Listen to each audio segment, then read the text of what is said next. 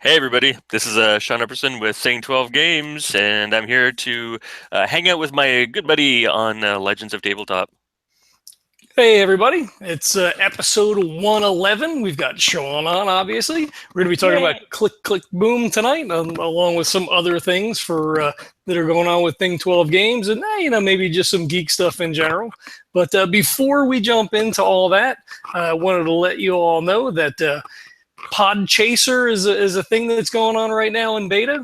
We have a key for that if you want to check that out. It's beta.podchaser.com. There's links in the show notes, maybe, but I know I made a post on the site. So if you use code Legends of Tabletop, all one word, all lowercase, you could get on in there and they do a cool thing where you can not only get in and find shows, but you can also look at and rate individual episodes as well. So if you super love tonight's episode, you can get in there and give it a 5 stars, leave it a great review. If you hated it, I guess you probably go leave a review too, but I mean, like, whatever. But make sure you leave some constructive criticism because that's always helpful. So check that out. Again, it's Legends of Tabletop, all lowercase. Get in there and hopefully you'll leave us a review. We appreciate that. Thank you to the people that have already left us reviews. That's fantastic. Thank you very much. And the other thing is, I guess maybe we should start saying for people jumping in and may not know, this will also be available as an MP3. It's usually the shows follow up a day or so later on the feed, so keep that in mind, I guess. And hey, Sean, what's going on? How you going, sir? I'm doing fantastic. How you guys doing? We're doing good, slow but sure. Slow and steady wins the race and all that. Yeah, things have been a little crazy over here, not just from the Kickstarter standpoint, but it's also con season. So, hitting all the conventions over here in the Pacific Northwest, there's a lot of them. Mm-hmm, mm-hmm. And you've been super busy with stuff with Thing12. You guys are running all over the place. You're all over social media. You've been super busy. Yes, I basically don't sleep, maybe 3 hours a night. Well, I'm getting more than you, but I feel you. Yeah, it's crazy. So last time we had John for Dicer Crown, successfully funded, fulfilled end of 2016. I've got my copy. We play it. I don't want to say often, but we do play it. We get it to the table as much as we can. How was fulfillment? How'd everything go? How was the wrap up? Everything go smooth? It did really. We had a couple people that had a couple issues, but that was because they didn't do their pledge manager. But as far as like things that were on our side, everything went really smooth. And I think there was like a couple of people that had a problem with the product that arrived to them because of shipping or whatever. So we just got them out, replacements. So, hopefully we prove to people that not only can we give them a product that's, solid and good and quality, but that we're able to do that in roughly the time that we're mentioning, and we stay in communication and all that sort of stuff. So we're trying to do right by everybody that was backing us, and it seems like the word of the mouth is that it's everybody has been enjoying it. We got onto distribution, so we were going through Hit Point Sales, and Hit Point Sales got us through GTS. Geek and Sundry mentioned us for Tabletop Day. That was pretty cool. Mm-hmm. We had a positive mention from the PAX guys when we were at PAX South. We've places have been selling out of it. We're almost completely out. We're actually getting ready to do another print, second print of the game. So, in conjunction with that, one of the things that we're working on is the follow-up Dice of Pirates, which is pretty cool. We've got the core rules of Dice of Pirates locked down. And we've been doing a lot of play testing with that through Playtest Northwest and Badger, and people that have played Dice of Crowns, that played Dice of Pirates. One of the things that they say is that it feels not completely different, but it feels different enough. Right, so they go into the game going, okay, I get where these mechanics are going. Some of these things are kind of familiar, but then there's some new things that really they find interesting, because there's this direct combat mechanic that's in the game where you can just like straight up go at someone, and you have this like real-time dice roll off, which is pretty cool.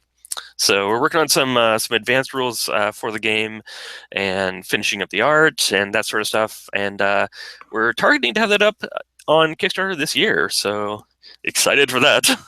Cool, very cool. I'm actually typing a message to Jeremy, our lone, our stalwart companion on YouTube. He's there all the time. Hey, Jeremy, what's going on? Hey, Jeremy. I'll clean all this up in post. I always say that, and then I always leave everything in, and then I chuckle and I just move on. Exactly. It's for the lulls. Right. Well, that's cool. Yeah, I was going to ask you how Dice of Pirates is going, and Pirates, so that's awesome. And then you've got Disney releasing Pirates of the Caribbean 5, so I don't think that's going to hurt you guys at all, right? Yeah, as long as, I mean, one of the things for us is making sure that our product looks different enough. We don't want to incur the wrath of the Disney lawyers, and so far it does. Like, our pirates have a real kind of punk rock sort of vibe to them, and the look that it's going for. I think people are going to really dig it. The icons look really cool. The dice are going to be these black dice rather than white, with icons that are in the same, I guess, quality vibe that Dice of Crowns was. So we're gonna have some different things in there for people that I think they're gonna enjoy and have fun with. And one of the other things that we're working on is having an element that allows those two games, Dice of Pirates and Dice of Crowns, to work together. Interesting. Yeah. So, like, if you bring Dice of Pirates and I bring Dice of Crowns, there's some things that we can do within a game with the two of us having those at the table together. What exactly that is, we're still working out, so I can't really say too much about it, but that is something that we're aiming for. Cool. But now you just need a dice of ninjas, because then you'll have ninjas and pirates, and that's apparently a thing. So Right.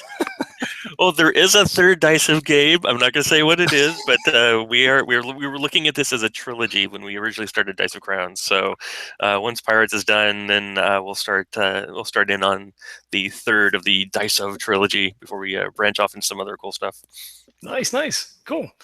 So your new game, Click Click Boom, which unfortunately we did not get a chance to review. It was like right before vacation. I was trying to get some extra editing done. I felt bad. I was like, shit. But I'm not guys. You guys are doing well, and it's on its way to being fully funded. And of course, Kurt over at the MFG Cast, he got a copy over there, and Logan loves it, so that's awesome. Yeah, I love the things that Logan was wanting to see in the game. We're like, hey, guess what? We've already got those things. Because one of the things that we didn't have in the copies that we had sent out were names for the characters.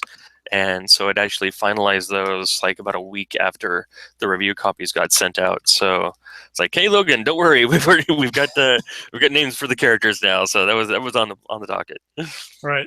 So he's got a little designer on his hands already. It's like, hey, you're missing this, you're missing this. Right. I appreciate that. That was pretty cool. Good for him. Right. And you guys won another Lucy Award this year for Click Click Boom. That's awesome. Congrats. 2 years in a row, baby. Woo. Yeah. Yep. We won People's Choice again. Dice of Crowns won Player's Choice or People's Choice for last year, and Click Click Boom won it again for this year. So that was pretty cool. I'm glad to see people that were really enjoying it, and it's one of the things, like, much like when we were doing demos for Dice of Crowns, every time we play it with people, like, they really enjoy it. It's so for those that don't know, I should explain what the game is. Click, click, boom. There it is. It's going to show up backwards. Click, click, moob is a bluffing game of Russian roulette.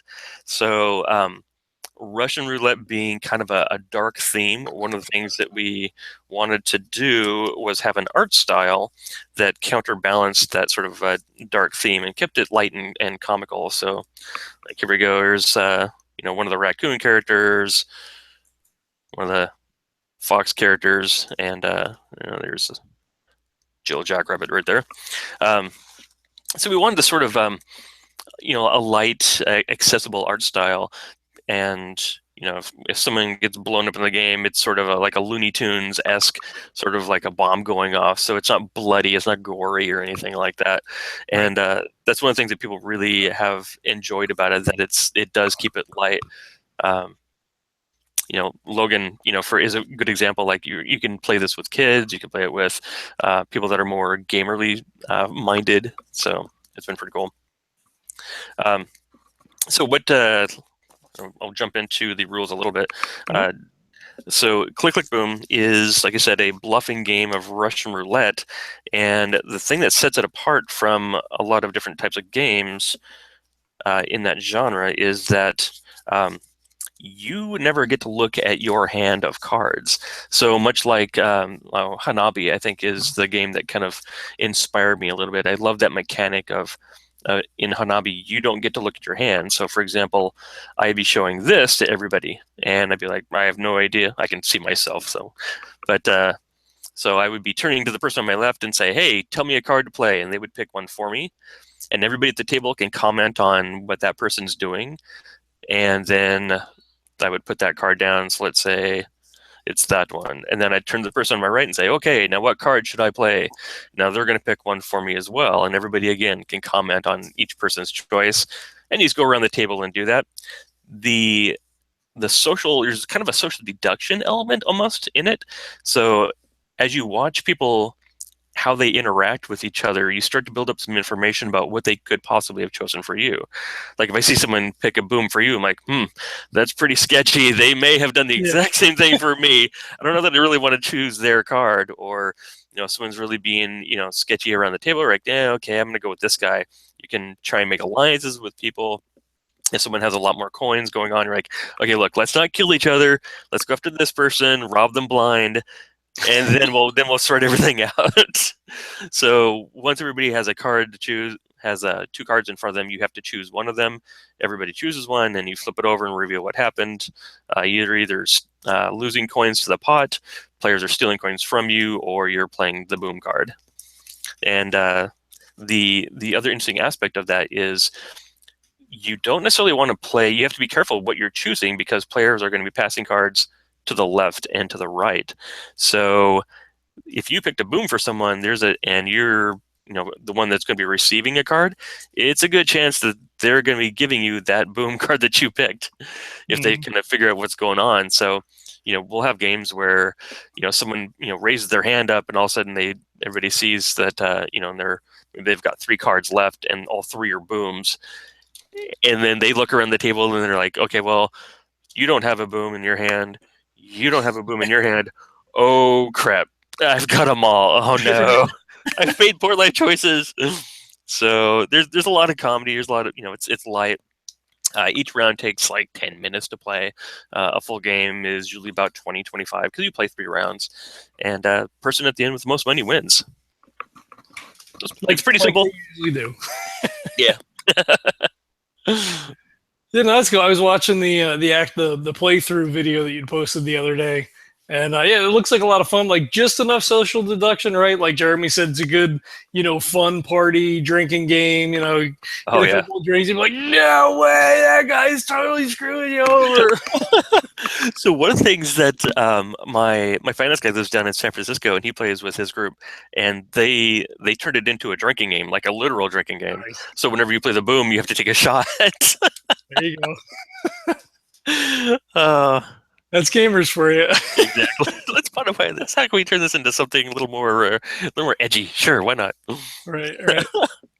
And it's interesting too. Like I don't do a lot of social deduction games. Like we were playing Love Letter at work today, so like that's about my level of social deduction. Or like Click Click Boom would be something that I could get in.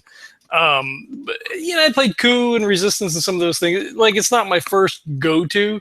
And then when you're saying, oh, like you can make deals, you can do it. Like it wouldn't even occur to me while playing. Like being sort of like, oh man, don't trust them, or like even if you could or couldn't, like just to kind of throw miscues out there, but to be like, hey, let's take this guy out, or let's take all this guy's money. Like it just wouldn't even occur to me as a player to like be that meta about it, I guess. Right.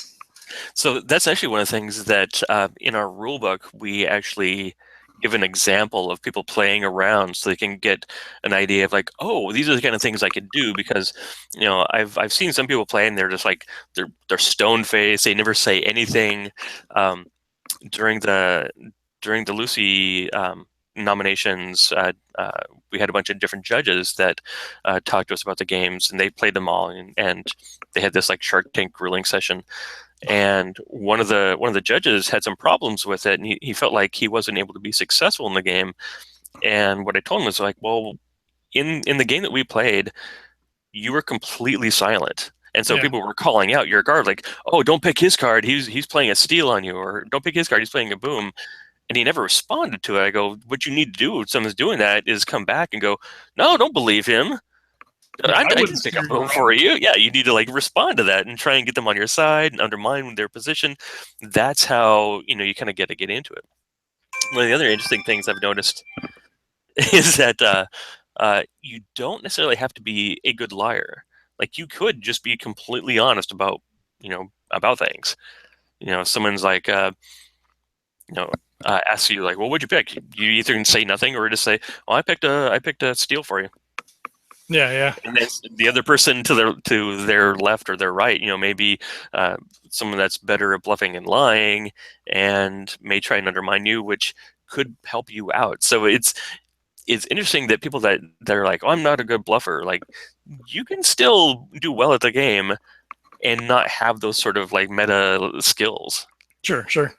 Like, we're gonna have to get Jeremy in on one of these things. He's posting stuff up in the chat. This is like a quick paced like poker face game. Like with the bluffing aspect. Be Uh-huh. like, oh, this and that. So, yeah, it's cool. I mean, it looks like a really fun game, and quick, which is like completely my thing. Like I'm a filler game light strategy guy. Like I like some of the more in depth stuff, but like that's my wheelhouse. You can play either a ton of games all at once of one thing, or play like 4 or 5 different games. Different filler games. Like that's where I'm at. Yeah, this was something that I had designed just kind of on the side, and I wanted to see like kind of where it was going to go. I was listening to some podcast at one point during it was like God, when was it? Right about the time that Dice of Crowns was coming in. I was just driving into work one day, and someone on this podcast just said Russian roulette. And I sort of like my brain kind of tuned the rest of the podcast out, and it started going down this like, Russian roulette. Well, what if and just sort of like kind of like spinning up different things. And I'd been thinking about Hanabi as a mechanic, and that's when I came up with the idea of like, well, what if you have a handful of cards and one of them's like a live round, but everyone gets to see that, but you don't. And so I just went home and made up some mock-up cards. It wasn't until much later that I actually added the coins in. Before it was just you had just clicks and booms. Let's see if I've got any here. I got some of my old like ghetto cards. They were just like these gray cards that said click and one said boom on it. Like boom. Right. Um, and I noticed in those first iterations, while it was fun, everybody of course wanted to just straight up pick a boom, right? Right. So there was no incentive to do anything otherwise. So when I added in coins or added a currency system, well, then there's an incentive to not necessarily take someone out. And it's kind of interesting to see when people first get that, like they'll try and go for someone, they take them out, and like, well, okay, now that person's safe, all their money is protected. Mm-hmm. And then they, after that first game, they're like, oh, I see. I need to bleed them of money and then kill them. Like, yeah, that's what you need to do. They're Mm-hmm. gonna be doing the same thing to you. So Right. yeah, it's interesting to kind of see that dawning realization as they go through and play. Yeah. I mean, like any game, like especially for me, any game takes a couple of plays to get through to really sort of try to figure out like, all right, what best should I be doing here? Yep. So Then when we came up with the characters, one of the things that I wanted to do was have abilities that added a little something extra, right? So as you're playing the main game, I wanted you to have So a little more depth, a little more meat to it, and the character abilities really add that in. They kind of break the game in a way, but they break it evenly. So the character abilities are something that you can only use once per game. So once you use it, you flip your card over, and then that's no longer accessible. And there's things like the Jackrabbits is at the start of her turn, she gets to look at a card in her hand. Oh, So nice. at the beginning of the turn, at the beginning of the game, you've got your 6 cards. It's not a really useful ability. Her ability becomes really useful if she can last long enough to like 2 or 3 cards in there. Well, that's super strong. And actually, I played a game where I was on. I had 3 cards left in my hand.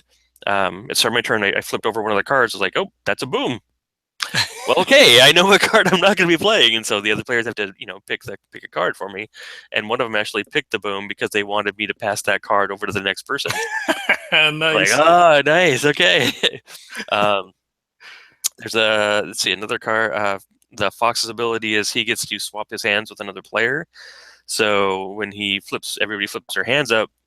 If you look around and you realize that you've got more than one boom in your hand and someone doesn't have any, you can swap your hand with that person. That kind of levels that out a little bit.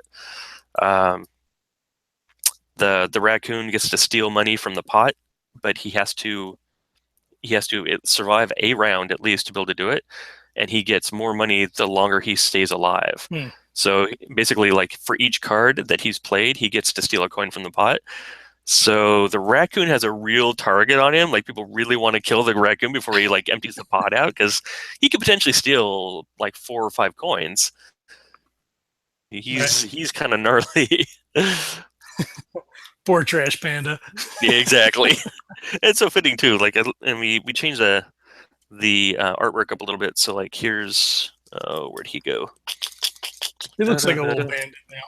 He does.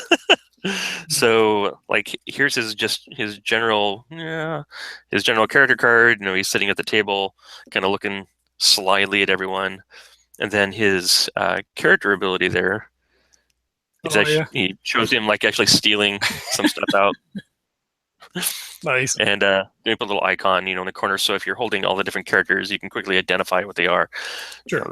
Little usability type stuff. But it's Cool. been a blast to work on, and I've got a bunch of different ideas for future characters, and there's actually a social media stretch goal that we're going to be announcing probably either Thursday or Friday for another character that we will be unlocking if we hit that social stretch goal. So it's another one that's kind of cool. So Cool. Very cool. lots of neat things you can do to expand the game and expand the experience a little bit. Right now, the characters we've been talking about, the characters. The characters are adorable, and it does kind of like mitigate, like you were saying, the dark nature. Now, can you say the artist name? I don't want to butcher it. Yeah, her name is Diane Rouse. Okay, cool. Yeah, She's the wife of one of the artists that I work with during my day job, and I happened to mention to him I was looking for an artist that could do kind of cute, cartoonish style art. And he's like, "Oh, you should talk to my wife." And so, oh, I'm sure, okay. And I looked at her portfolio. I'm like, "Oh, wow, she's got some nice stuff." So I talked to her. Talked about like the goals for the game and what we wanted to do as far as the level of seriousness. We wanted to be like fairly light, approachable, and comedic, and we spent a while kind of going back and forth on getting that perfect level of character design and whatnot. And she's done a phenomenal job. I've been super happy with her work, and she's had a blast working on the project too. So that's cool. no, it's definitely cool. Now, how do you normally go about art? Like, do you have like a normal stable of artists that you've used before that you would go back to? Do you use DeviantArt? Have you ever picked up somebody on Twitter that posts something up and you're like, holy shit, that's amazing. I wonder if there's a project that we can use this person for. Right. Yes. um, so there are a couple artists that we always go to. It's kind of our stable. Chris Quistorf did the character framework stuff. So like on this card, with this this frame here. There's little bullet holes in there, the wood, the icons here, how the frame looks, all that sort of stuff. Those were all things that that Chris put together, and Chris also did the some of the design work for us in our Kickstarter. He also did, like a bunch of stuff for us on Dice of Crowns. He did video stuff for us. So one of the videos that's up on Kickstarter that was done by Chris. He's kind of our go-to magical art wizard in the form of illustration type stuff. So we love working with him. He's really smart, and he's got some good design chops. So he'll push back on me for things that he feels like maybe aren't quite right or whatever. So he's one we love working with. Darren Michelson actually worked a little bit with us on this game as well. Darren is the lead artist for Dice of Crowns, and Darren actually put together our box art here. So all of this art is by Diane, but Darren actually put together the logo treatment and the boom and all that kind of stuff. Mm-hmm. And he's the one that put together our banner, took Diane's art, and kind of organized in a way that looked appealing. And so Darren is another guy we love working with. But there are some other artists that we've been talking to for other projects, and I'm pretty much open to just about anything. Like if I go to, say, a con like Emerald City Comic Con, I talked to some artists there. There's a bunch of artists that we have worked with in past jobs. So like, I used to work on, handheld video games, and there's a lot of different artists that we became good friends with. And so they're kind of in our stable, our go-to, like, oh yeah, the Scott's art is really awesome. We should talk to him about something. Or, this other person's art is really great. We should talk to them. But there's also some new artists that we're talking to as well, people that we see online or see something on Instagram or whatever. So I'm always keeping my eye out for someone that has like a really cool, interesting look, and then thinking about, okay, well, they've got this sort of style. What kind of game would go well? What sort of things are we working on in the future that would really work well with their style? Sure. Because man, we got a lot of stuff in the pipe. Let me tell you. That's good. That's good. Yes. Just you were holding up the box. I have the Kickstarter up now. The horse character reminds me of Quick Draw McGraw. Although there's probably like 2 people that know what that means. It's probably just you and me. Right. Yeah. So that was a little bit of an inspiration. Happy Tree Friends was another. Where's she at in here somewhere? Oh, there she is. Ta-da, ta-da. Yeah, the horse sheriff and her ability there. She's pretty cool. She can force a player to tell the truth about the card that they picked, because she's a sheriff, right? She makes you be honest. Yep. And then her deputy here, who's a bull, and the characteristics of a bull, he's very strong-willed. He forces a player to play the card of his choice. So he's kind of interesting in the fact that he could straight up just murder someone if he wants. He can pick a boom and go, that's the card you're going to pick. Yeah. And a natural foible to him to counteract his ability is the coyote here, Carla Coyote. Her ability is she gets to basically dodge a boom. Whenever she plays one, it goes back into her hand. She shuffles up and then deals a card face down and discards it, and then passes a card. So you've got this unknown card sitting out there that no one really knows what it is.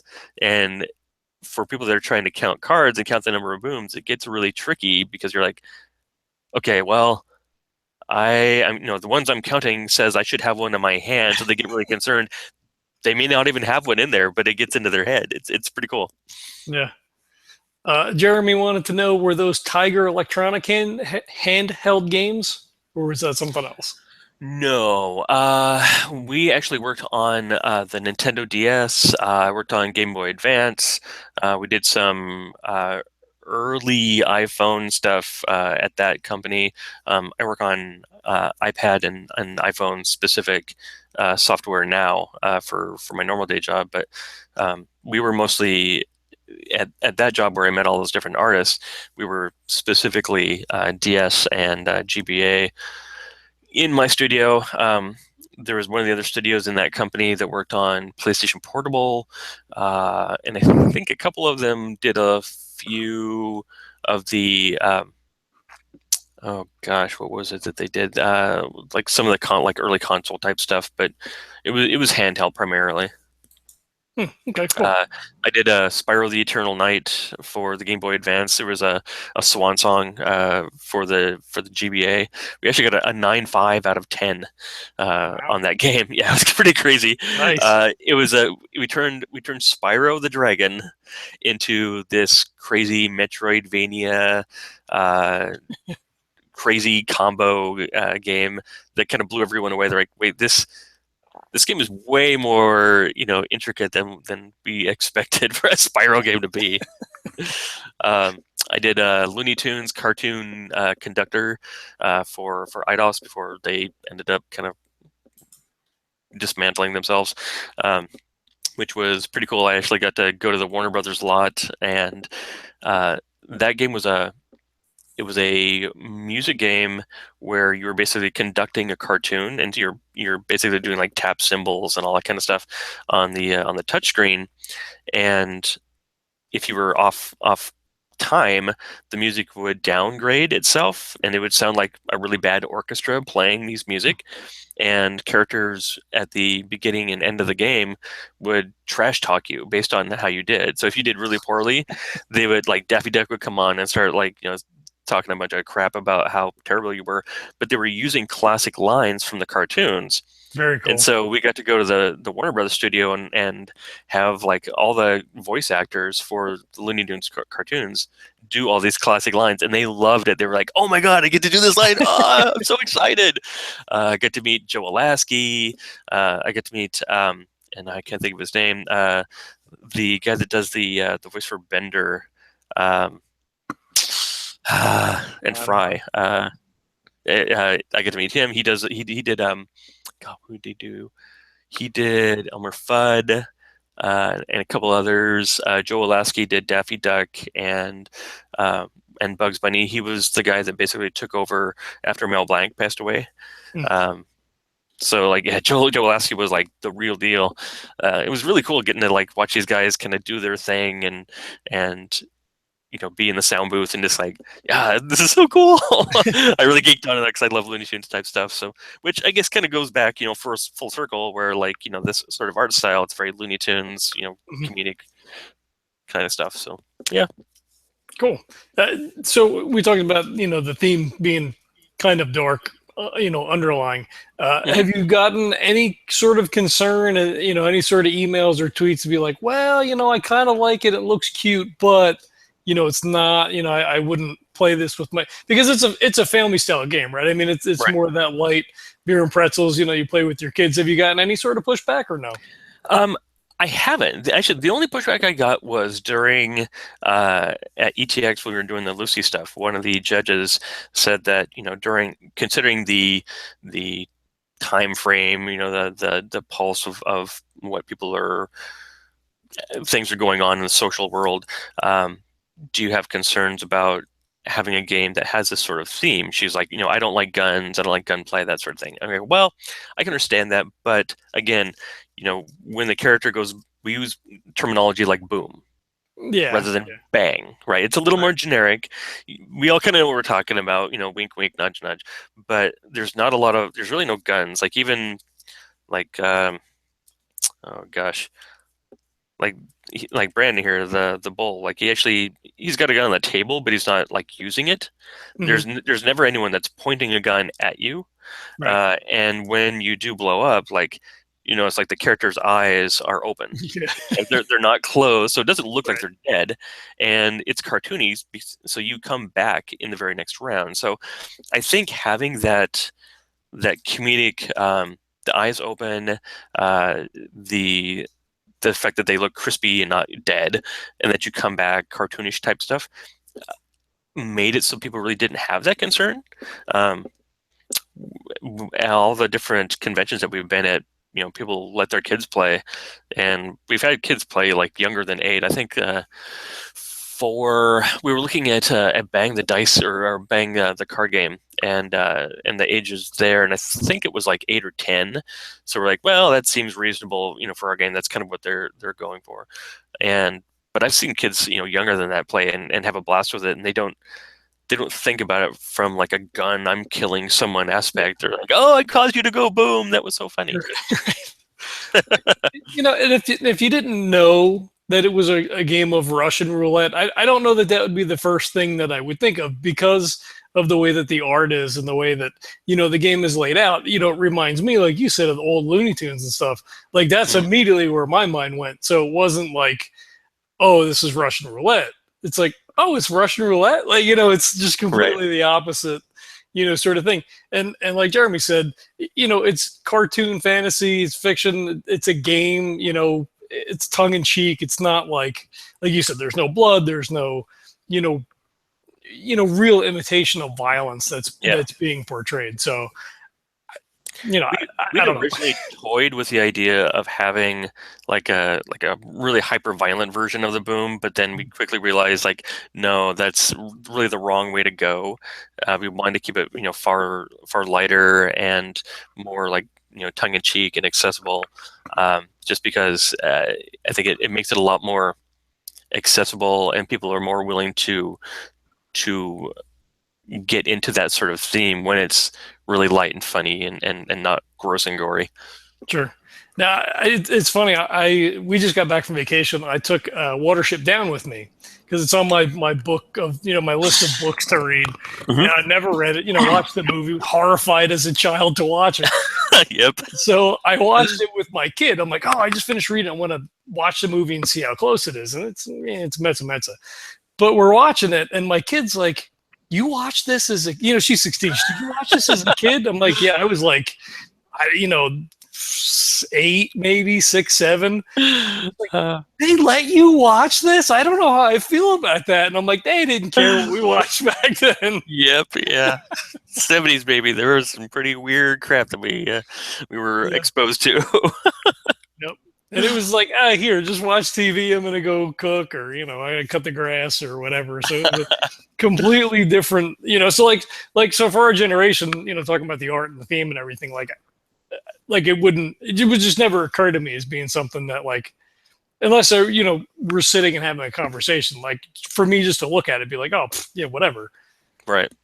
But it's interesting times that we live in now. Like, so even, as a game designer, like those sorts of things you sort of need to be cognizant of, depending on, what you're designing for. Like if you were making a game for adults that explicitly had a dark theme, buyer beware, you know what you get. You look at the box, you see the art, you're like, all right, that's not for me. I don't want it. Yeah. Yeah. But it's a little bit, closer line, I guess, when you're doing, more like a family style. Yeah, I knew this was a lighter game, so it had to have, a more accessible level of art, right? So out of the gate, I knew exactly that it was going to have to be cartoony. Like I didn't want that super dark and gory game or anything like that. Like I think if we did that, the target audience would be a lot smaller, and we want it to be a game that more people can play, right? There's nothing wrong with like a game doing that. Like I've actually got something like that. I think it's called Ferox. It's this really messed up card game that is, or Ferox, Ferox, that's based off this old 70s horror splatter movie about cannibals. And like it's really, really dark, and the art is really gory, and it's like really weird. But that's fine. They did their thing. I think you can get on GameCrafter or something like that. Smaller audience, very, very, very niche. Where for Thing12, what we're trying to do is just create more accessible, more interesting, fun. Get your entire family, all your friends together and play. Like we're not trying to go this like super niche sort of place with our games. Sure, that makes sense. That makes sense. So, other than play testing, are you getting to play anything these days? Or are you guys just all into, we got to get these things, we got to hammer out rules, and Well, I definitely do a lot of playtesting, but I do get a chance to play things from time to time. I recently have been able to play King Domino, one of the Spiel nominees. Um, King Domino, it's by Blue Orange Games, and it's a game where you're building out this little 5 by 5 grid of a kingdom. Right, okay, you start with this one square tile, and you can't go farther than 5 up or 5 across. And you have like domino style tiles that you're going to be putting together, and they have to have at least one side that matches. And there's different, like there's a field art, there's one that might be a forest. I think there's one that's a gold mine, that sort of thing. okay, There's one that's a swamp. So when you put these tiles down, you have to put them so one side matches with one of the others. They don't have to both match, and then in a way that allows you to create bigger swaths of matching areas, and then you're trying to get crowns in those areas because that's the only way you get points. So it's a kind of game that you can actually teach in like a round or two. It's super simple. It plays in like 15, 20 minutes. And the art on it's really gorgeous. The pieces are phenomenal. Like it's really thick chipboard, spot gloss on everything. The spot gloss on the box. It's got this plastic form factor tray that everything fits really nicely in. And the crazy thing is, when I got the game, it was $17. That was just like MSRP, $17. Like this game looks like it should be 30 yeah, easy. yeah, So I don't know how they got this game to $17. Like that just blows my mind. But it was really cool, and just like if you're into spatial games that are really easy to pick up and play, like a lunchtime game, that one's really cool to play. What's something? Oh yeah, another one on the far end of that spectrum. So that's the lighter stuff. We've been playing Anachrony, haven't heard of which that is either. super heavy. This is like a 3 hour, 2.5, 3 hour long game, where it's a worker placement, resource gathering game with a time element to it. And I think it's one of the few games that actually does time travel in a way that makes sense and works. So in the game, you can actually send your workers into the future, get resources, and bring them back. But then the trade-off is you have to be able to pay for those resources when that timeline catches up. And if you don't, you incur big penalties because you're creating these sort of like these time anomalies, right? 'Cause you're like, wait, that can't happen. Um, it's a really interesting game, and the box is ginormous, right? I mean, it's like freaking massive box, and the base game gets you these tokens for all your different workers and whatnot, and there's kind of an expansion that you don't need to have, but it gives you minis, and in our group, minis rule. Like we have a bunch of minis based games. So my buddy Josh from the Omega Gamers, he went all in and bought the extras for this. So he actually has the minis, and you put your little workers in these minis mechs.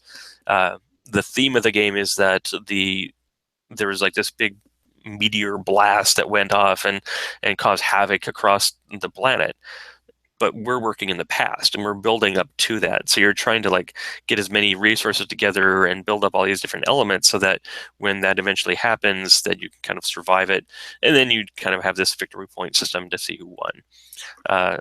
So you have to use the mechs to go into the future because things are all chaotic and you can't survive out in the world because radiation and blah blah blah. So that one's pretty interesting. But again, like far into the other spectrum, super Yeah, yeah. heavy, light stuff. So I try and play a little bit of everything just to get different ideas for mechanics.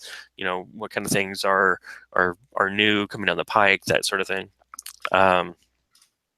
We're playing some stuff at work. We would try to do different campaign style games. So we're doing 2 campaigns at work.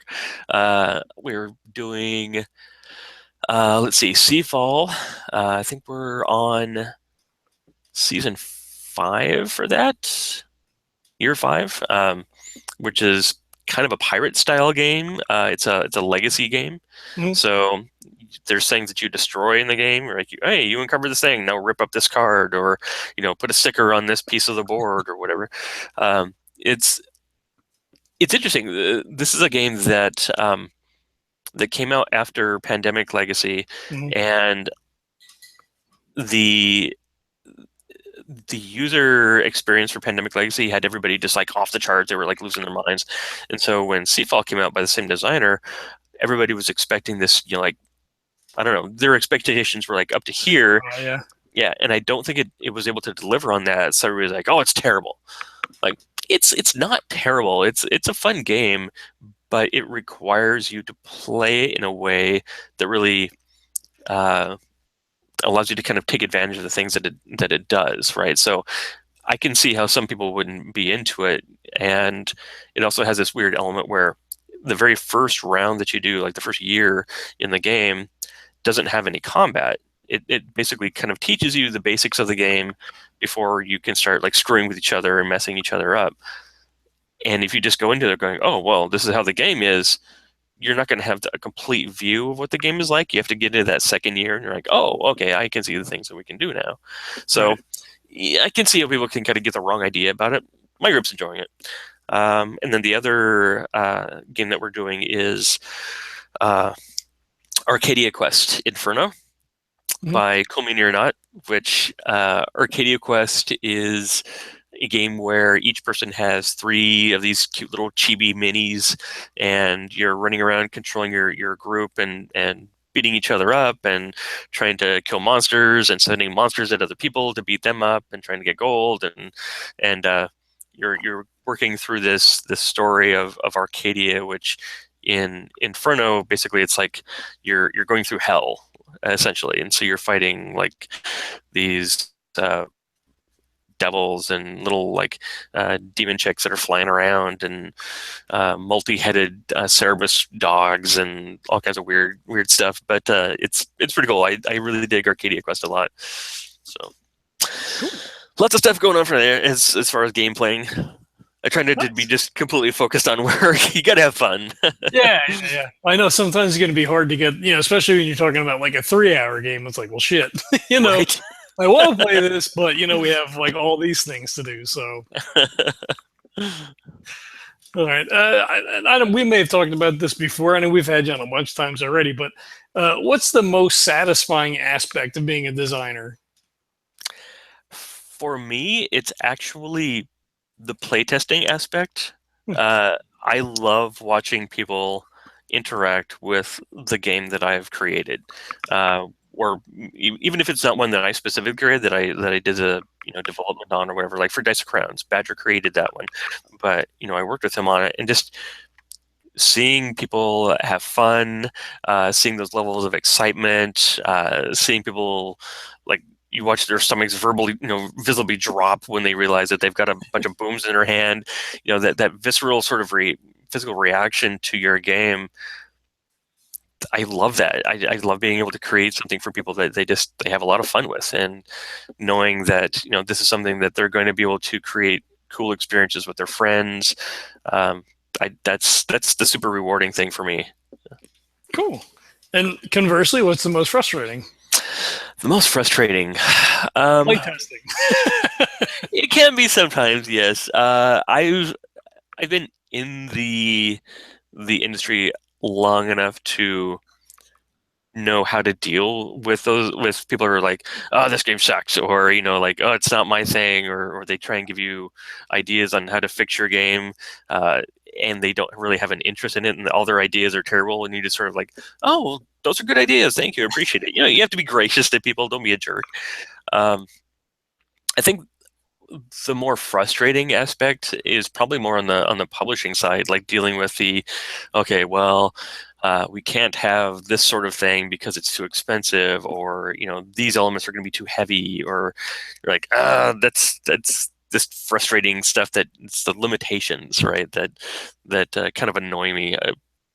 There's some game designers I know that they like the I've got this finite box I have to work in, and Mhm. I have to puzzle out how can I make this game fit within this, the constraints of whatever it is.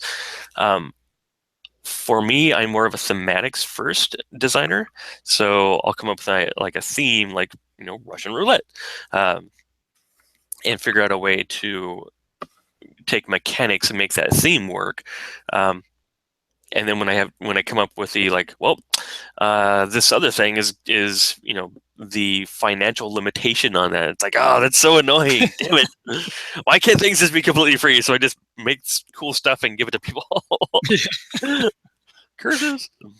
I think Justin from Bad Cat Games, when we had him on the first time for Elements, had the same sort of thing. He's like, I want to put this in, I want to put this in, I want to do that, and we're going to include all these cool things, but we Yep. can't do it.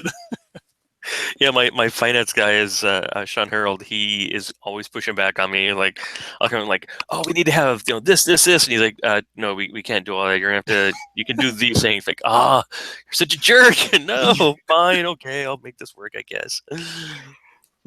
That's cool. So not only are you designing and developing and going to conventional stuff, you're also on a podcast now too. The Board Yeah. Game Alliance podcast over on BJ's Geek Nation Podcast Network. Yeah. Apparently, I felt like I had copious amounts of free time. I needed something else in my life. Yeah. So BJ is one of the guys in our gaming group, and he's on the morning show on KISW, the rock channel here in Seattle, Oh, and cool. uber nerd, right? Like he's big time board game geek guy, and we. I started playing games with him back during the Dirty Cops days when I was kind of taking that around, and developed a good friendship with him just through playing games and whatnot. And he started the whole like podcast, the Geek Nation thing, and they have some that focus specifically on like comics, or one that focuses on video games and stuff like that. Well, since board games are really kind of his flavor, the thing that he really likes the most, he wanted to have another podcast in the network that really focused on board games. And he talked to myself and talked to Josh of the Mega Gamers, and Chris, who is a contributor on their daily show as well as the podcast network. And he was like, I'd love to have you guys create something. So we kind of sat around and talked about it. Like, yeah, let's do something that'd be kind of cool. The thing that I love the most about just the board game industry as a whole is how inclusive and helpful everything is. So what I was really interested in doing the podcast was that this would be a way that we could reach out to other designers and other publishers and bring them on and like talk about their games, and hey, we had Gray Fox Games on our podcast to talk about the Kickstarter that they did for, oh gosh, I'm straight from their game. It was the shoot. I can't think of the name of the game. Ah, um, anyway, their Viking themed game. I backed that one because they came with a bunch of expansions for it. We also talked about their upcoming Kickstarter for Deception, Murder in Hong Kong, which is a kind of a hidden role deduction sleuthing kind of game. We've had some of the indie guys on to talk about stuff that they were working on, like the Evian guys. They're up in the Bellingham area, which is north for Washington, like way north, right up next to Canada. Right. They were working on this card game, kind of a little bit like Magic the Gathering inspired, and they were struggling a little bit with their Kickstarter. So we were like, hey, let's bring you on, and we'll talk about it, and get a chance to play it, and maybe we can do some stuff on the social media side and do some Facebook Live stuff. And we were able to help them, get their game funded. So just more chances to build relationships, which I think that's really what the board game industry is about. It's relationships, right? Mhm. And just another way to kind of be a positive contributing member within this community was something that really intrigued me and was like I found really interesting. And since I'm heavily in the Kickstarter side, they're like, "You're going to do the Kickstarter segments." I'm like, "Okay, that's cool." So I get to reach out to guys like, "Hey, by the way, we featured you on our podcast, and send them links and all that kind of stuff." So yeah, it's pretty cool. I enjoy it. Cool.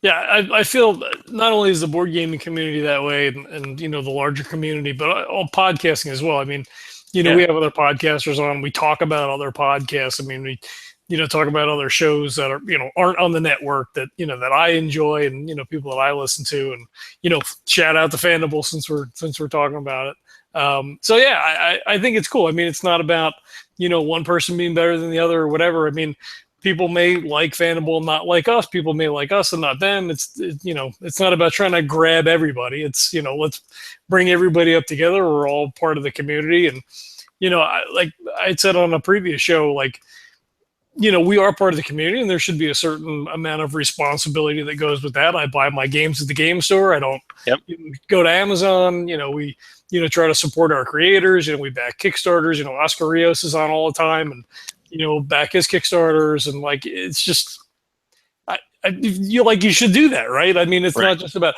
hey, we had Oscar on, or hey, we had Ken Hite or Adam Scott Clancy. It's like, no, we had them on, and we're friends, and we buy their stuff, and Todd Foley's running games for us. So it's like, yeah, it's there's a certain amount of responsibility that comes along with that. I feel like anyway. Yeah, yeah, no, I completely agree. Um, the idea that uh, the rising tide, floats all boats. Like I've seen that with other podcasts as well.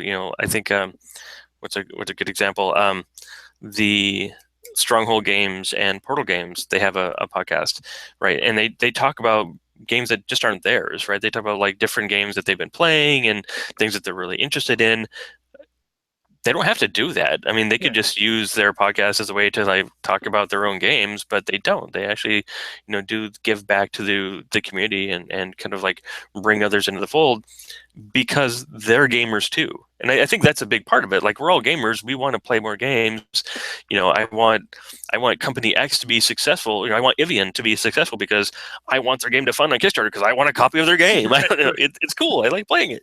Or I want the Gray Fox Deception Murder in Hong Kong expansion because I love that game. So yeah, let's bring them on the show so they can talk about that.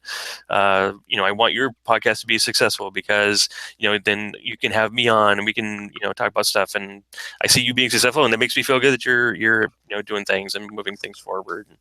Yeah, like it's the thing that I don't see in the video game side of the world well, I can that imagine. makes Yeah, it's far more like, okay, we need everybody within our game, and we need to hold them there, where that's just not the case in the board game side. It's like, no, let's everybody, you're not going to just play one game for the rest of your life, yeah.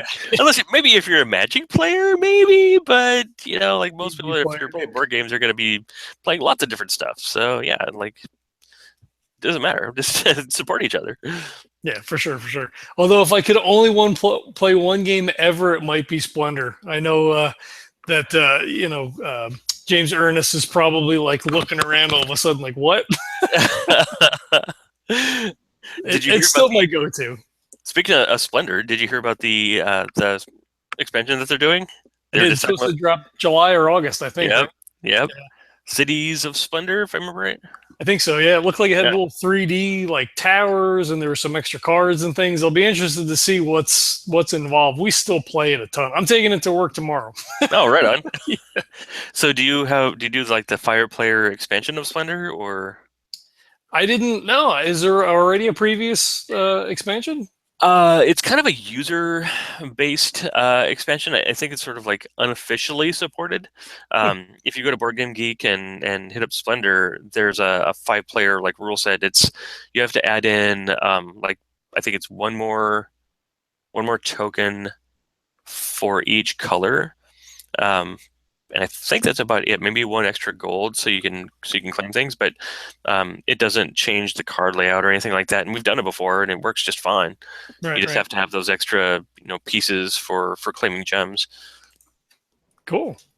Yeah, I have to try it. We play with four. I mean, it's hard for me to get four people to do anything, so it hasn't really been a problem.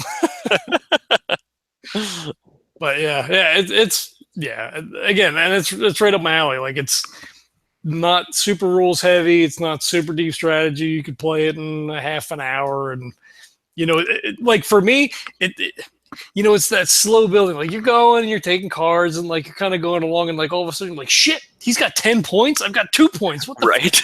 I What gotta happened? step it up. Just yeah, complete like exponential growth, like just right through the game. That's I think what I really like about it. There's oh shoot. I'm looking for it now. Oh crap. There's a game I'm thinking of that I think you might like, and I can't think of the name right now. Bloody Inn. That's it. Um, I've seen that. I've seen it. oh my god, that game is so good. And it's fast too, Yeah. which is the cool thing. Um, it's it's a, the theme is again a little dark, right? Bloody Inn kind of tells you Mm. what's going on. You're playing a family of innkeepers that are having people come in and stay in your room, and you can choose to murder them or not, and steal money out of them if you happen to murder them. Um, but from a mechanics standpoint, the game's fascinating because you can only do a small number of things in any given turn, and you often want to do far more than that. Like you need to do far more than that. So it's this really tight struggle of like, well, okay, I can do this, and if I do this, I can do this other thing, and hope that I don't get screwed out of this next turn. And it goes really quick. Oh man, that game is so good. Oh, it's a little weird to teach because the cards are multifunctional. Mm. So the cards are basically different types of people that come into your town or to your inn. Like there's the royalty or the political type people. There's people that the police officers that are there that can, if you murder someone like and get caught with them, then you get screwed. There are let's see, people that work for like the newspaper, the media, and that kind of stuff. Anyway, so each person, they are someone that can get you money just by staying in your room. If you kill them, they become a body that you need to get rid of. And once you get rid of them, then you can actually get money from them. But you can also use people as like a building, Hmm. which is seems kind of weird. They've got this like little symbol and then tells you what sort of building. So if you sort of thematically, I guess the idea is that they're helping you build a building or whatever, but that card, that player's or character card, becomes a building that you can bury things under, because Oh, that's how nice. you get rid of the bodies. So you're like, well, let's see if I can bring this guy into my hand and I can actually like get him on my side and he's going to help me like kill people and steal money from them, or I can kill him and go for his money, or I can turn him into a building that I can bury bodies underneath. It sounds pretty grisly, but it's super super fascinating because there's lots of little combos that can happen, and you can. The police aren't always good. Like you can actually like take a police officer in your hand, and now he's a guy that'll help you murder people. Okay, I'm gonna have to check that out then. Yeah, I think if you like things like Splendor that are have this like build up over time, give you some like really interesting decision making that you need to do, check that one out for sure. I think you dig into that a lot. Cool. All right, I will write that down when I go back to edit. All right, you gave us a bunch of juicy tidbits already, but is there anything else that you can share that's going on over there at Thing12? Yeah, let's see. What can I talk about? We are working. So I get asked a lot about Dirty Cops, uh, Mhm. because that's one of the ones that we originally tried funding way back in the day, and didn't fund because honestly, the feedback that we got from people was that it was kind of overproduced. By that, what I mean is that the cost of things was more than what people were really willing to pay. Uh, because we were just shoehorning everything under the sun into this game box. Um, so we're basically like scaling all that back and looking at ways that we can make the game cheaper so that we can lower the price point on the game. And the other thing that we had feedback on was that, well, you guys hadn't done anything yet, so we didn't think you'd be able to be successful at delivering this game. Like, okay, well, that's a fair point as well. So that's how we came up with that with Dice of Crowns. About that time, Badger had come to me and was like, "Hey, check out this game I made." I'm like, I like this game, and this would be perfect. So, my hope is that by putting these games out and delivering them, um, let's see, Dice of Pirates is probably going to be the next one. They'll get to see, like, yeah, these guys know what they're doing. They deliver fun games. They can follow through on their commitments, and they stay active with the Kickstarter backers. We don't go silent, and rogue. We stay, part of the community, that they'd be more willing to go, okay, we can put our trust in you because we know this is going to be a quality game. There's a couple things I'm doing from the design side of things to see if I can change it up a little bit to make it a little cheaper. I'm actually redesigning how the combat occurs. In the original game, it was a little more strategic, but it was also like a bit of setup too, because you had to put all these tokens on different criminals, and each criminal would target different cops and that sort of thing. It was a little fiddly in that aspect, and you could have aspects where, like, you would know at the very beginning of a round of criminals attacking the cops that, well, nobody's attacking me. Like, everybody's going after this guy, and some people are going after this guy, but nobody's coming after me. Thematically, it seems a little weird. You wouldn't expect cops to go into a shootout against different criminals and go, "Oh yeah, he's not going to be shooting me. Yeah. Why would he?" Like, how do you know that? That doesn't make sense. So what I'm thinking about doing is adding a dice element into it. So you would actually have to roll a die to determine what character or what player number is actually going to be attacked by that criminal at that time. So there's a large amount of risk going into any combat. You can't just kind of like sit back and just go, ha ha, he's coming at me. You don't know. So you Right. sort of have to plan and kind of prepare for the chance that you could be attacked by several different people. So that's something I haven't had time to really like kind of delve into from a design standpoint, because I've been a little busy with other things. But once Click Like Boom is done, I'll be able to kind of put some more of my design time onto that and get that looked into. There's another game that we continued some playtesting, that's Smash Heroes. That was one that we were originally kind of working a little quicker on, and then decided that Click Like Boom was farther along in the development process. But it's one that we're going to be looking at putting out probably in 2018. Smash Heroes is a game where you're playing as a group of orcs, and you are beating up heroes for their money, and using that money to buy different goblin types. And it's basically a set collection race for victory points, using goblins as the victory point generation system. Nice. Whenever I play that, again, people have a lot of fun with it, and it takes the idea of not really dungeon crawly, but more like the fantasy system, and kind of turns it upside down. Like, there's like boss monster where you're the bad guy, right, and you have to deal with the heroes. But the thing that I struggle with on boss monster is that I never really feel like a boss. I feel like these heroes are coming in and kicking my butt left and right. I don't feel terrifying. I feel like I'm getting the crap kicked out of me.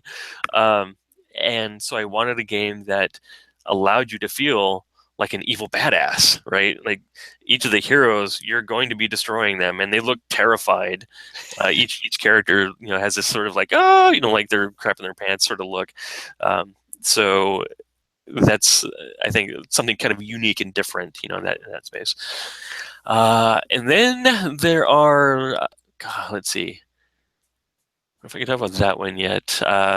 There's at least like 4 or 5 other things that we're working on with different designers, and some things that I have as well, that I've been kind of playtesting and trying out. So yeah, there's a lot of stuff that we're going to be bringing out to people in 2018 for sure. Cool. I don't know if I've ever asked this before. Do you guys at Thing12 take outside submissions? So, like, if I had a game and I'm like, oh, I'm super hyped, I think it's good, I think I'm in a place. Do you accept submissions like that, or no? We kind of do. Usually the way it's come about is I just happen to either hear about it from someone, like it might be someone that I work with, like in Badger's case, Badger works with me, right? And so he's like, "Hey, here's my game." Um, whereas someone else might be, I saw this game getting played and play tested at one of the conventions, and I was like, "Oh, that's a really cool game. I really like that. I think that would work for our audience. I think we could really do a lot to help you, bring our the artists that we have contacts with, and help develop this for you." Um, it might be something like I just happen to hear talk about, or someone actually came to me like, "Hey, we've talked to these other people, and the deal that they're giving us isn't all that great. We want to see if you guys were interested and what you could do." So we're always open for things. And we're honest with people too. Like, hey, we've got a lot of things going on that, it may not be until late 2018, maybe even 2019 until we're able to do something with their game. If that's not okay with you, that's cool. Please be free to take it somewhere else. Um, the thing is, like, the way we approach the whole like publishing system is we want we want designers to feel like we care about their game.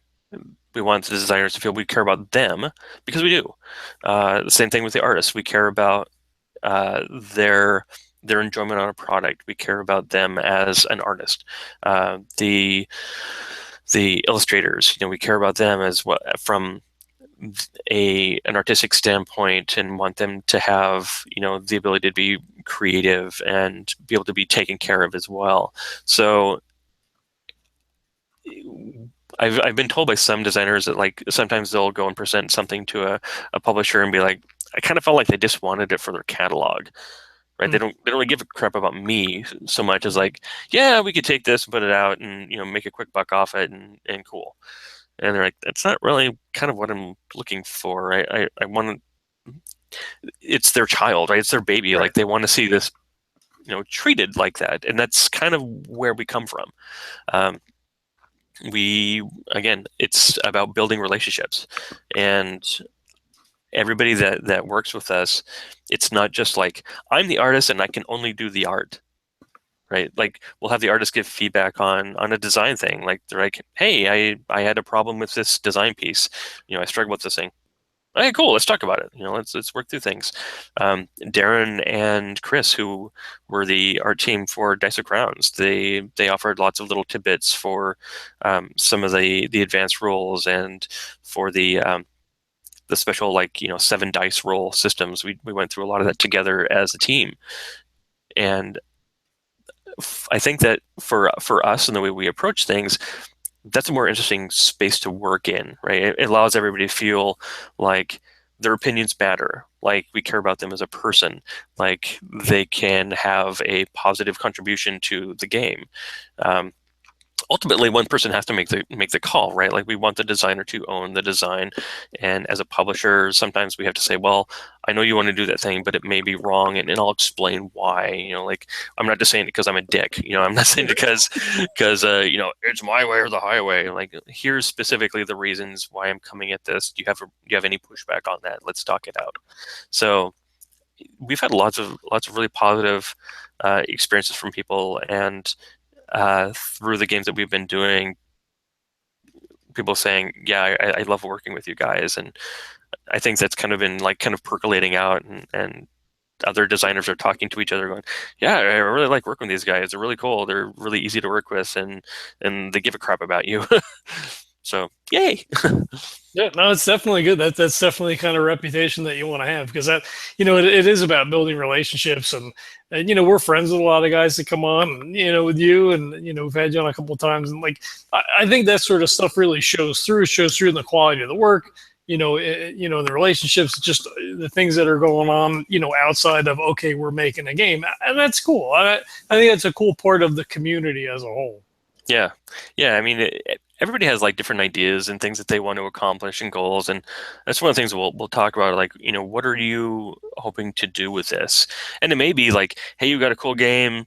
It may be something that not isn't for our audience, or it may be something that you're wanting more for than we can provide. But I'll be happy to, talk to you about it and help you work out some design stuff on it, and give you any pointers and things like that. I'm getting nothing from that other than I'm building a relationship with this person. That's cool. And if they Right. can be successful, great. It's another cool game that's out in the market that I can pick up. Awesome. Right. Another hit to the wallet. Yeah, exactly. I didn't think about that way. That's fine. All right, well, we could probably do this for like another hour, but Right? I think we should probably move into like final five territory. But before we do that, I'll throw up here. Let me refresh the page. You guys are a little over halfway funded now. 3860 out of 7,000. So Yeah. on your Yay. way, you got 20 days to go. 125 backers. $18 gets you a whole copy of the game, not a part, not a print and play, not a thing. $18 gets you the game. It's cheap. It's fun game, plays quick. If you need a game for like you've always got that one player that's always late to your RPG session. You pull out click click boom. You imagine he's one of those other characters or she's one of those other characters. Maybe not. Don't do that. That's bad. But you get a quick game in before your game starts. It's definitely worth to pick it up. There's retailer pledge levels too. So if you're one of our retailers that are listening, I don't know, there's probably not any, but hey, check it out. Maybe go to your local game store and say, hey, look, there's this cool game on Kickstarter. It's called Click Click Boom. It's by Thing12 Games. It won a Lucy Award. I want to see it in the store. Give them the link, write it down on a piece of paper. Maybe they'll check it out, and you'll be able to pick it up there. Yeah, and if people are interested in trying the game out, if they back, there's actually a post that's up.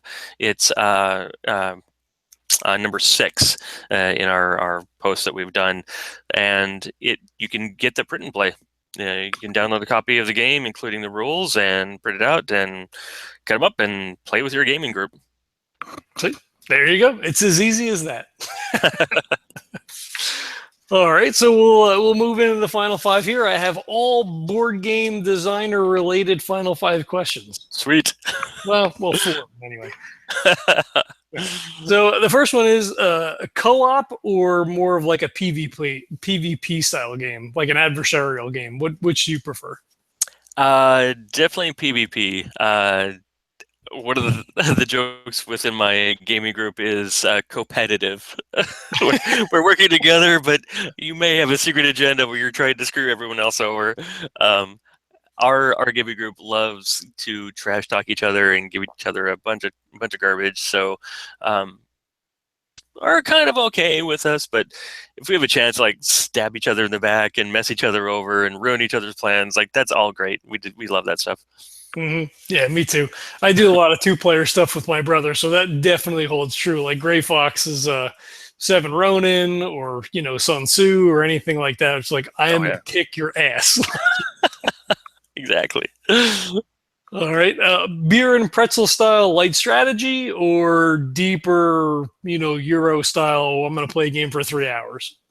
Probably beer and pretzels light strategy. That's just the game type I can get to the table far more often. And I think for me, at least right now, like I like those kind of games, like the longer games. We went to a con up in Bellingham, and we did a game of Rex that took 8 hours. We started at like 8 o'clock at night, and we got over. It was like 6 in the morning. We were at the hotel, and we were actually down in their breakfast area, and they kept it open, and we would have coffee and stuff like that. And they were like, we got done, and they're like, oh, it's you guys. Like we'd built up a word. People were like, oh, those weird gamer guys over there were up playing this weird game all hours of the night. Like we didn't sleep. So those kind of games are okay, but like once in a while, right? I couldn't do that like all the time. Whereas like the faster games, like a King Domino or Oceanos or Click Click Boom or Dice of Crowns or things like that, I can bring them out at just about any time, teach them really fast, and we can play several games and have a good time and not invest half your damn day in doing it. And you can play during lunch. So I mean, like I do a lot of gaming at work now because my boss games a little bit. He's backed 1 or 2 of the Kickstarters that we've talked about, and his kids.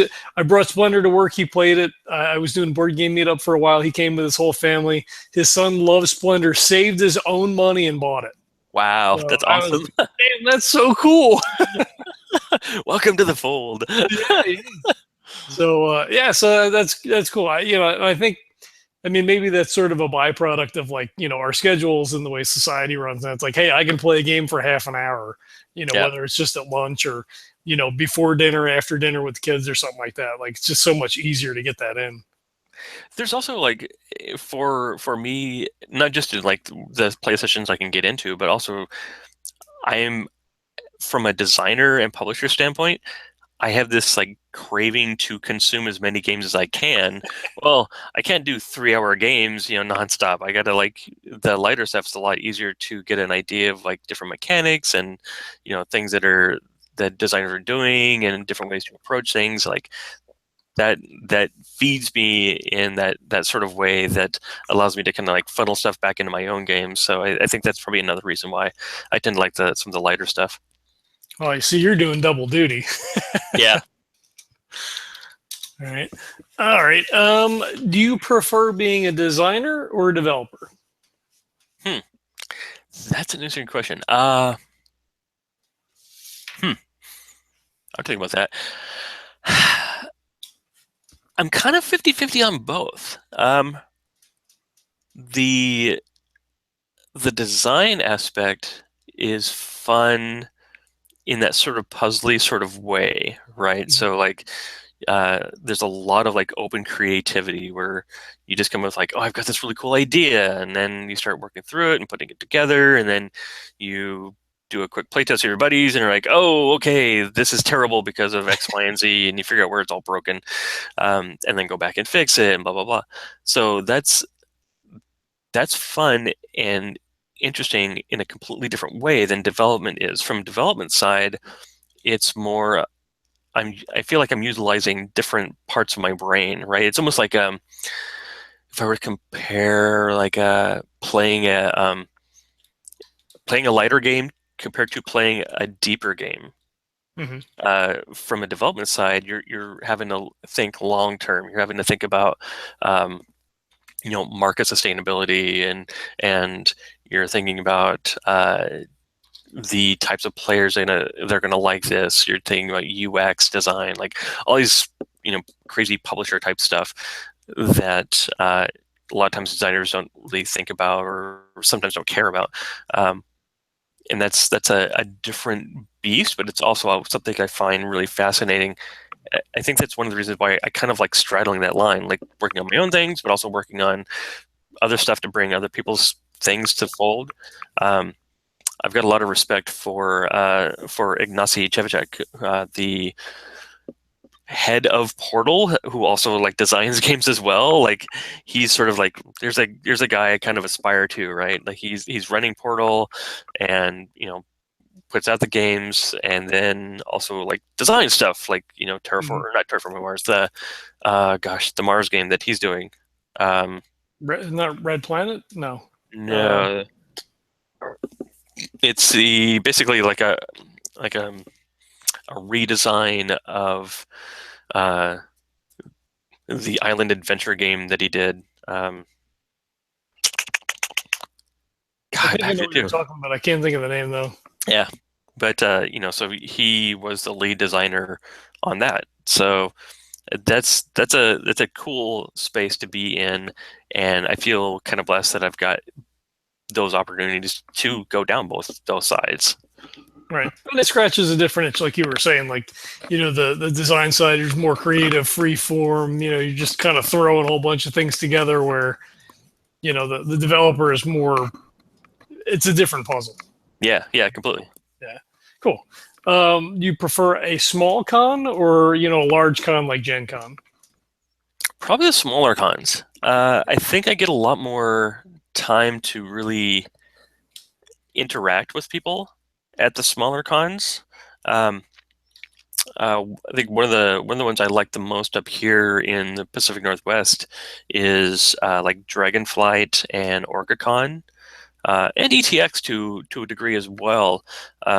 They're a little smaller, so once you're done, kind of like doing your demo time, and then they continue going on, so you can get in, game time. So I'm a little nuts in the sense that I'll put in like a 12-hour day of running demos, and then I'll be like, okay, now let's game, Yeah. and I'll spend another 4 or 6 hours playing different games, with different people, and again, making those relationships and making friendships and all that kind of stuff. A lot of the people that I'm friends with in the industry over here from the board gaming side is just from gaming with them at conventions. Yeah. So yeah, I think that's one of the positive things about the smaller cons is that you get those opportunities. Yeah, people are definitely more accessible at a smaller con like that. Like I went to RenCon for the first time last year in November up here in Tucson, and James Ernest was there, John Wick was there, Andy Looney from Looney Labs was there. Like so many That's people. awesome. Seth Jaffe was there. We wound up having him on the show after, and it's just cool. You walk out. I mean, they're just people, right? I mean, Yeah, it's you put them up like, oh, he designed this, or he runs that and whatever. But like, at the end of the day, they're still gamers that love to game and whatever. So it sort of gives you that instant connection. But it's still cool to like walk up to somebody convention like, I've played your game and it's awesome, and like I just want to give you a hug right now or whatever. Like it's just so cool. And they're like, well, all right, whatever. You do it at Gen Con and there's like a billion people, and like you're trying to shuffle in to like just get a glimpse at somebody or whatever. It's just I've never been to Gen Con. I did PAX East in 2012, and it was big then, but not as big as it even is now. yeah. Now like it's sold out. Like, oh shit, it went on sale 5 minutes ago. It's sold out already. That's what PAX West does. Like it's crazy. Like they went on sale. Oh gosh, what was it last Friday, Thursday or Friday, and they were sold out, within like an hour, right in less than an hour, like 5-10 minutes. They're most of the ones are gone. Yeah. And the main packs, like going through that, it's just crazy, right? Like there's just wall to wall people, but the board gaming side is still fairly accessible. That's Um, true. Yeah. so I get to actually like play with a lot of different people. The downside is that they close it down at like 6 o'clock, or it's either 6 or 8. So then you Wow. sort of have to like split off and go, okay, well, let's, maybe go over to Hotel X and do some gaming, or people go off to their respective, hotel rooms or whatever. Um, and again, but that goes back to the smaller cons that are like, sure, we stay up until midnight, or we have our con at a hotel. Mhm. So we're just going to keep it open. Yeah. Yeah. You'll wander down at like 6 in the morning, and like you see someone like bleary eyed, like staring over some game they've been playing all night long. Like, that's so awesome! You guys rock. Yeah. Well, when I interviewed Andy, so I was there the first day, and he came up, and I'm like, shit, I think that's Andy Looney. So I ran over, and I'm like, hey, Andy, I'm so and so, and I do podcasts and everything. Like, you'd be interested in interviews. Like, well, I could do it like 11 o'clock tonight. I'm like, all right, fuck it, whatever. Like, I'll just hang out, like, whatever. So we went to his hotel room and we did the interview like 11 o'clock at night. That's awesome. It was pretty cool. Uh, all right. And the last one is not a board game question, more of a podcast question. Mhm. Celebrity gaming podcasts, or, Joe Blow and his friends around the table? um, hmm. For me, I would say as long as it sounds good and it's interesting content, I don't care. I've got a whole crap ton of podcasts that I listen to, and each one offers different things, right? Like, yeah, I'll listen to Dice Tower, right? They're the big granddaddy of the board gaming media world, and their shows interesting, and they bring a lot of stuff there. But I'll listen to some of the smaller ones as well. The Five by is another one that I got tuned into recently, and as long as the production quality is listenable, you don't sound like you're in a tin can, Yeah, well, or someone has some like weird feedback thing going on or something. Like if it's unlistenable, then I'm like, okay, I'm out. If you can put yourself into the space that something that I tell designers, right? Like if you don't like the look of your game, or if you don't think that you would want to go into a game store and go, yeah, that's something that I would like to have, or this is something I would like to, play. Same thing with podcasts, right? If you're like, that's not something I would want to listen to, or it's a little hard on the ears, or whatever, Mhm. invest in yourself. Like, put out the best thing that you can. I understand not everybody can afford like the high end equipment, all that kind of crap, but do what you can, take pride in your work, and put out stuff that sounds good, and try and be entertaining. I'm all in. I don't care if you're a celebrity or not. I'm subscribed. Cool, I'm in.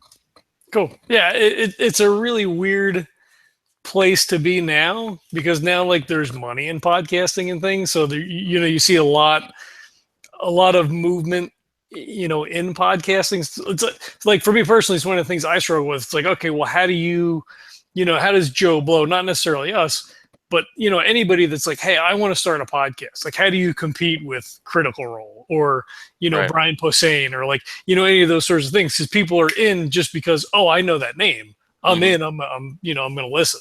And obviously those guys have good sound quality, and they can invest in all the different stuff, like you said. Like, we're at the point with the podcast now where I'm just stupid, so like I edit ums, and I edit pauses, and I edit like the stupidest stuff. Like, I've been listening to RPPR for like 10 years at least. I guess they've been around forever. Like, he's the OG, actual play podcaster. Right. And they just record it, and he does levelator, and like certain technical things. But it's like, boom, here it is. Like, there's people eating popcorn. Deal with it. You want to listen to it, and like, I'm like, no food at the table. Mute your microphones. Don't, and I'm edited. Like, now we do sound effects. So like, I do Foley at home now. Like, shit, I can't That's find awesome. X thing. So I bring out my Zoom. I'm running around the house doing Foley stuff.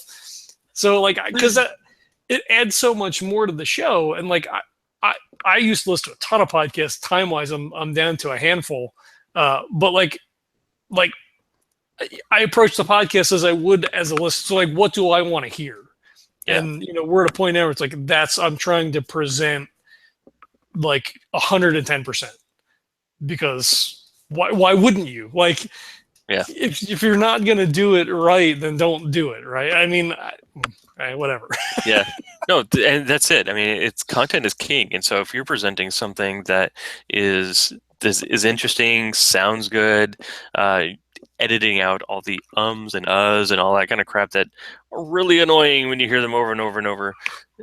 That's stuff that showing that you care about your listeners, you care about your audience, and you're trying to present them something that's quality. Great. You know, that's a reason why people want to tune in and listen, because you care about them. You're if you're a game designer, and you put out a game and you're like, well, whatever, I don't care about the rules, loosey goosey, you'll figure it out. No, you obviously don't Yeah, care about your players. So it's all about like this, thinking about the audience that you're trying to reach.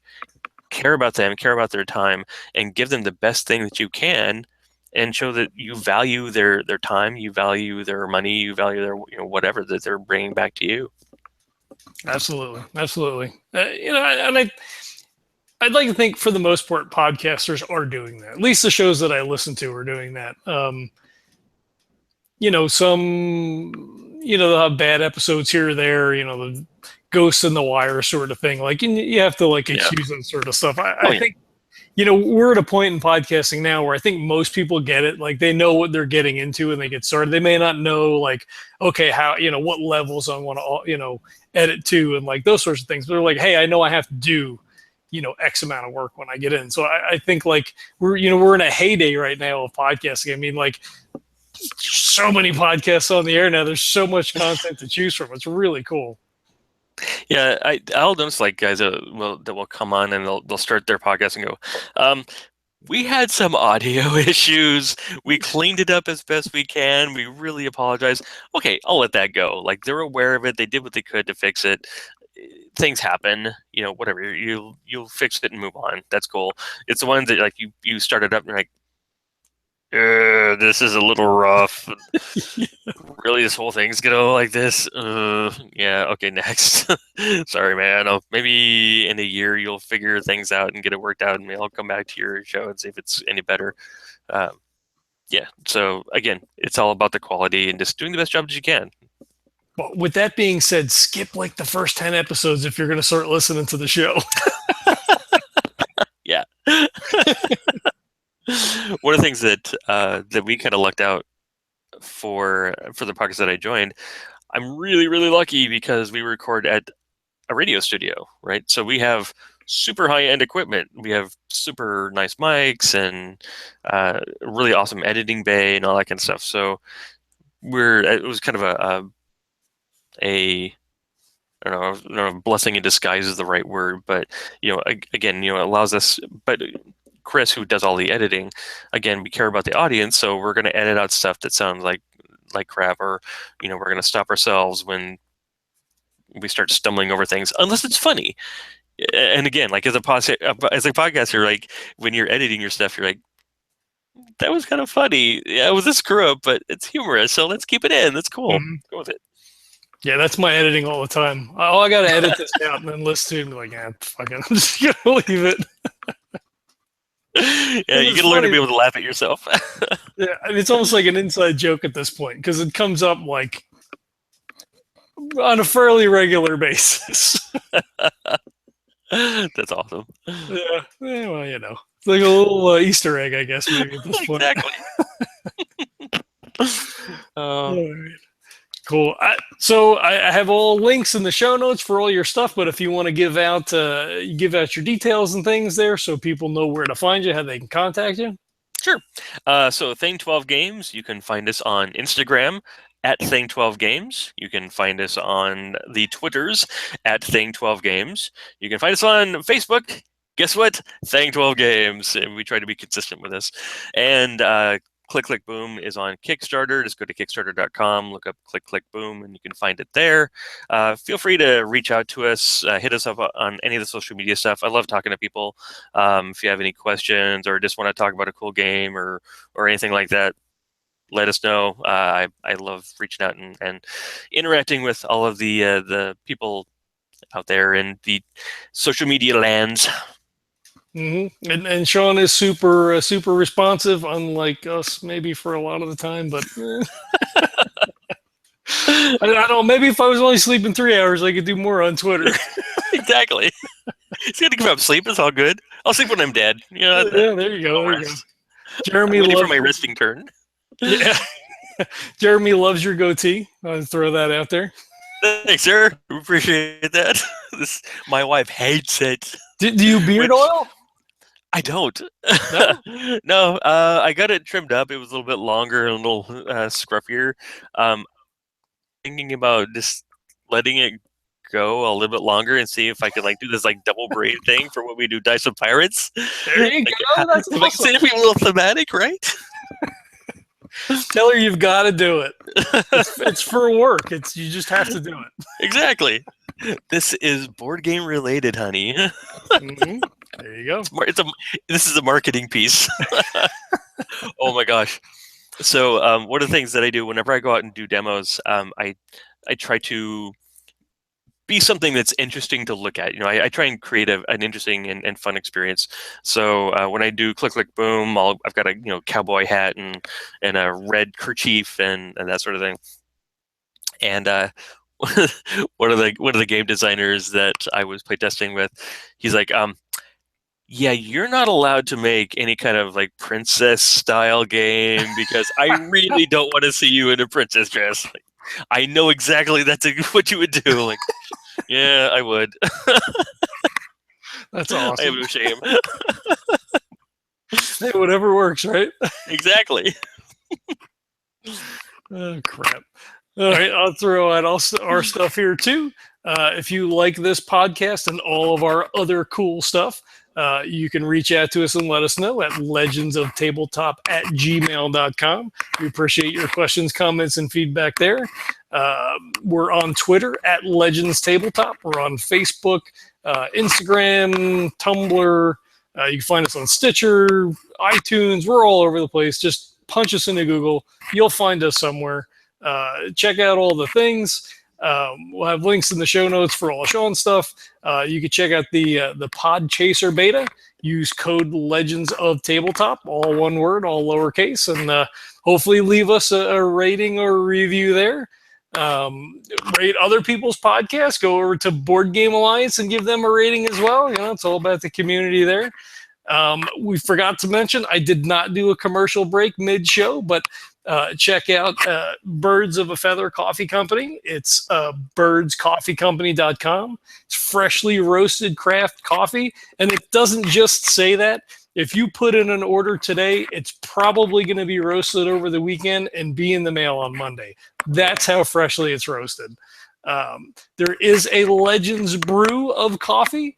All the things are not official yet, but if you shoot Neil an email at Birds of a Feather Coffee Company and ask him about the Legends brew, we can get, I say we, I don't do anything. It's just Legends. It's all Neil. But yeah, you can get Legends branded coffee, which is pretty awesome. Man, I'm in for that. I got to do that now. I've sampled the test brews. It's really good. He's got a nice blend. It's a medium roast. I personally have been drinking the Night Owl blend. It's the only coffee I drink. We went on a cruise. I was going to bring my French press and coffee with me, and I'm like, we're on a cruise. They'll have good coffee. It was garbage. It was complete garbage. I am totally spoiled by Birds of a Feather coffee. You've got to check them out. You're going to love it. You love Neil. I know you love Neil because you listen to the show, and he runs like 12 games on the podcast. So you must love it. So check them out, Birds of a Feather Coffee Company. You're going to love it. I love it. You'd probably love it. I don't know. If you like coffee, you'll enjoy it. So check that out. Thank you, Sean, for coming on. Hopefully you're gonna see this thing funded. You're got plenty of time left and more than halfway there. So I'm sure that you guys are gonna knock it out of the park. We have a bunch of different demos that we're going to be doing out in the Seattle area as well. Like this Saturday, we're going to be at Zulu's Board Game Cafe in Bothell.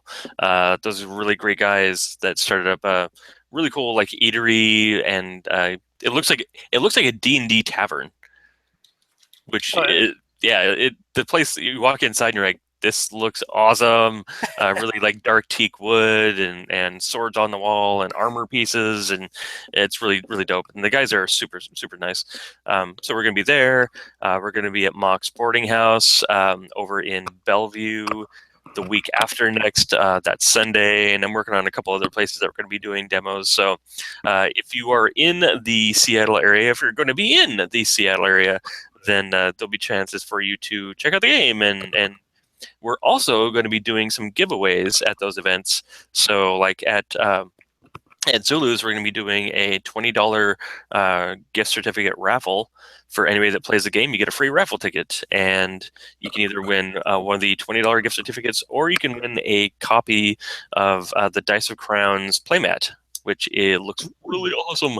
So some cool stuff that people come out and play our game. I mean, what's more awesome than that? Awesome. So if you're up in the Seattle area, you want to make sure you go and check that out. Get to hang out with Sean, have a good time, play some cool games, and get some free stuff. Yeah. Awesome. Well, thank you, sir. We appreciate you coming on again. Thanks for having me on. I really appreciate it. Thanks to all your listeners. Definitely go out and give this guy 5 stars. He's awesome. He does a lot of hard work for all the listeners, and really cares about them. So give him some love back. We love you. Cool. All right. So thanks everybody for checking it out. We appreciate it, and we'll catch you next time.